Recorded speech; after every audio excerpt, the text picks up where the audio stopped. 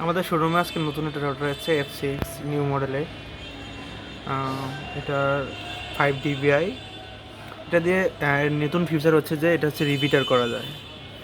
এটা তার ছাড়া অনেক আপনার তার ছাড়া কানেক্ট করতে পারবেন রিপিটারের মতো। এটা হচ্ছে 300 Mbps।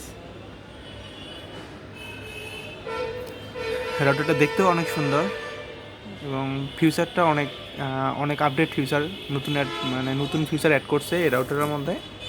হচ্ছে টেন্ডা 300 Mbps 5 dBi। দেখেন একদম নতুন ফিউচারের মধ্যে। রাউটারটা দেখতেও খুব সুন্দর।